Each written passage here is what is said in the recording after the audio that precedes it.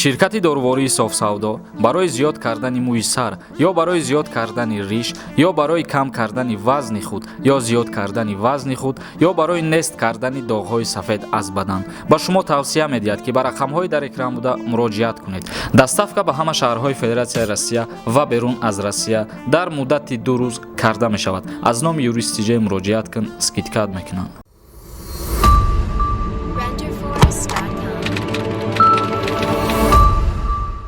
ассалому алайкум ба ҳама тамошобинони барномаҳои Сорбон Сафаров, канали Юристи Ҷей. Видеои имрӯзаи мо боз як хабари нави дигар баҳри тамоми нафароне ки дар муҳоҷирати меҳнатӣ қарор доранд.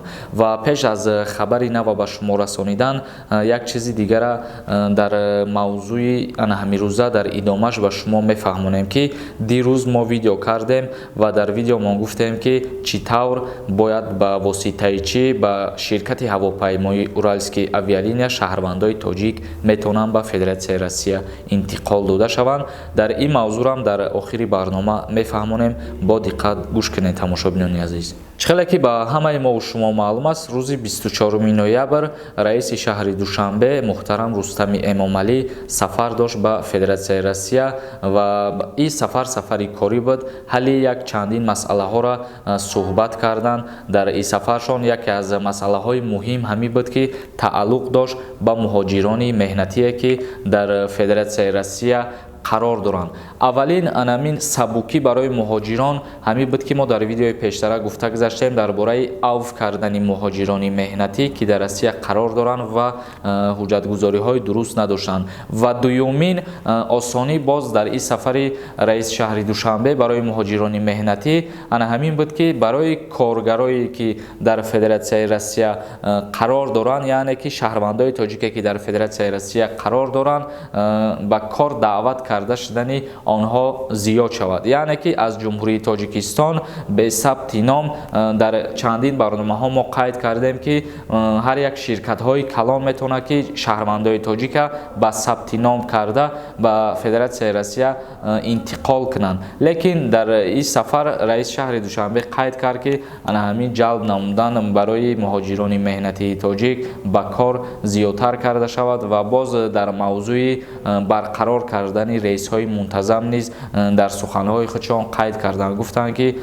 гуфтушунид ба анҷом расид ва умуман ба шумо хотиррасон мекунем бародарони азиз ки ин гуфтушунид барои муҳоҷирот тааллуқ дошта дар бораи рейсҳои мунтазам буд якумаш ва дуюм гуфтушунид дар бораи авф кардани муҳоҷиро буд ва сеюм гуфтушуниде ки ба муҳоҷирот тааллуқ дошт дар бораи кору фаъолият кардани ӯ шахсиятҳо буд. Ва худованд розӣ бошад баъди ин гуфтушунидҳо шояд ки парвозҳо ба мисли пештара барқарор шаванд ва мунтазам гарданд.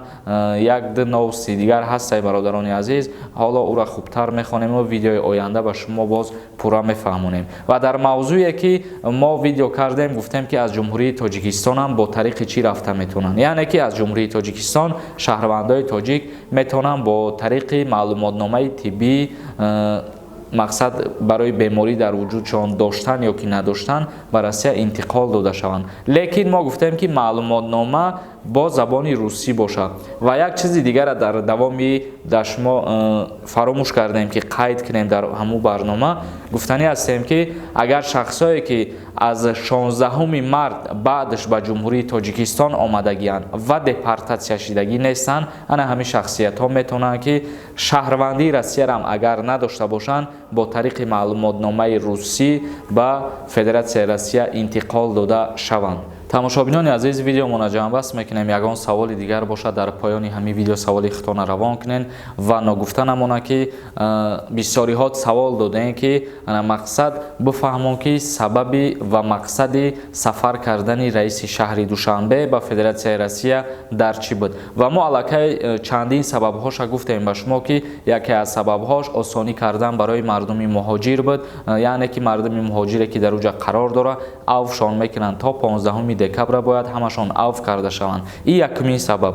ва дуюмин сабаб ин буд ки барои гуфтушунид ба анҷом расонидан баҳри мунтазам гардонидани парвозҳо байни ҷумҳурии Тоҷикистон ва Федератсияи Россия. ва сеюмиш ҳам мо дар шумо қайд кардем ки баҳри ба кор зиёд ҷалб кардани муҳоҷирони меҳнатии миллати тоҷик ва боз чандин сабабҳои дигараш ҳастае ки бисёр шартномаҳо бастагианд байни ду кишвар. уҳоша насиб рӯзҳои наздик ба шумо мефаҳмонем, видео мекунем, интизор бошед. дар канали Юрист Тиҷей обуна шидана фаромӯш намекунем. худованд ҳамаи мо ва шуморо нигаҳбон бошад.